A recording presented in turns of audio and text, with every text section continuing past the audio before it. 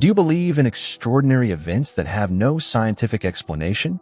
Throughout history, these events have happened many times, even after the death of Jesus Christ.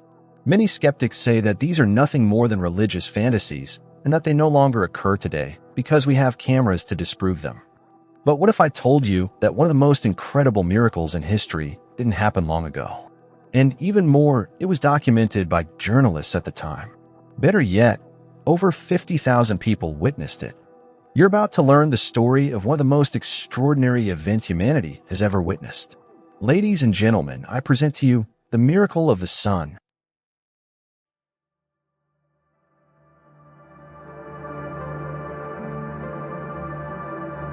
In 1917, the world was immersed in one of its darkest periods, World War I, which was already in its third year. Europe was facing unprecedented devastation.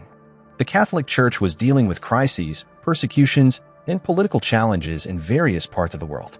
In Portugal, the Church was marginalized and persecuted, and many religious leaders feared that Catholicism would be completely eradicated from the country. Russia was going through the Russian Revolution, which led to the rise of the communist regime under Vladimir Lenin and later Joseph Stalin.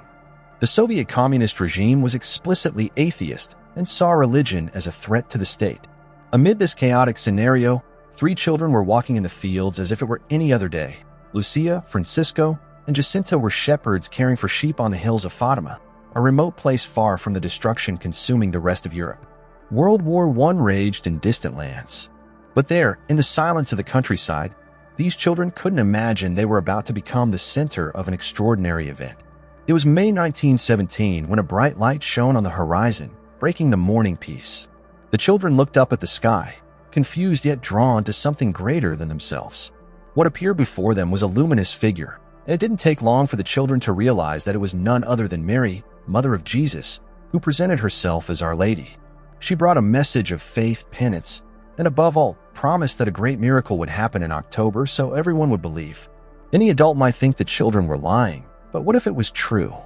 October would reveal it, for according to the children, a gigantic and miraculous event was to occur. In the following months, the apparitions repeated. Mary asked for prayers, foretelling the end of the war, and showed visions to the children. She said, "Do you see hell, where the souls of poor sinners go? To save them, God wants to establish in the world devotion to my Immaculate Heart."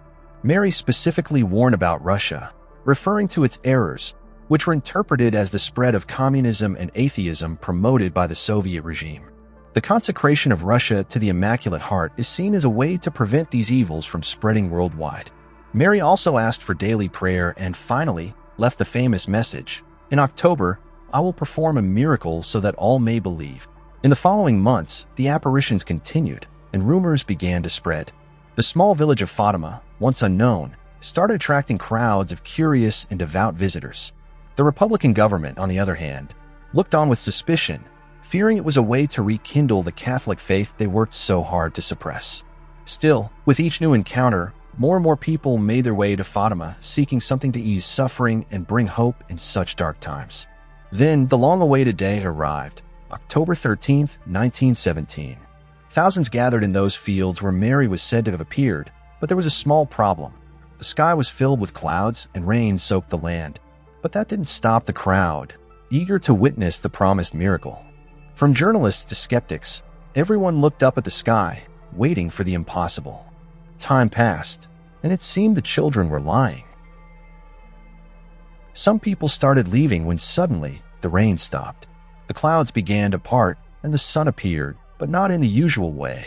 Instead, it started to spin, pulse, and dance in the sky, emitting rays of light that changed color. A divine spectacle, or for some, terrifying. The sun seemed to move closer to Earth, causing fear and panic. Even with the mud on the ground, many fell to their knees, praying for forgiveness. Others shouted, thinking the end of the world had come. The event made front-page headlines worldwide, showing the crowds gathered there. It looks like a religious painting, but it really happened. Unfortunately, cameras of that time didn't have the technology to capture photos or videos of the sky, as the sunlight made recordings too bright to see anything when pointed at the sky. But it was definitely a majestic event, and even non-religious journalists were there and confirmed that the sun moved in a strange way. Skeptics, however, dismissed the story and offered various explanations.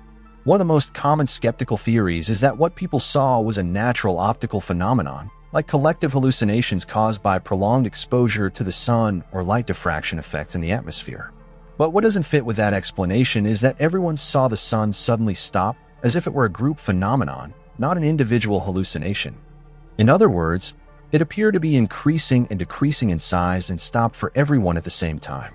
It returned to normal for the group, not just for an individual experiencing an illusion. Another skeptical explanation is based on the power of suggestion and mass psychology. The context at the time, with a promise of a miracle from Our Lady to the children, prepared the crowd emotionally to expect something extraordinary. This shared expectation could have created susceptibility to visionary or unusual visual experiences. In other words, many people could have been influenced by the emotions of the moment, faith, and the suggestions of others who believed they saw something in the sky. But honestly, it's hard to buy into the skeptic's side.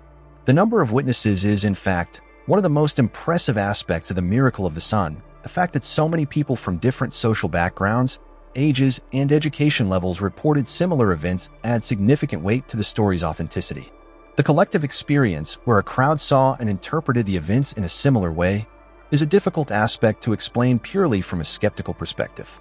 Even today, the miracle of the sun at Fatima remains a topic of debate and reflection, not only about its historical truth, but also about the impact it had on the spiritual lives of millions around the world. And you? What do you think? Did those children really lie? Did the thousands of people in the crowd actually hallucinate? Or did the Mother of God simply perform one of the greatest miracles right in front of everyone?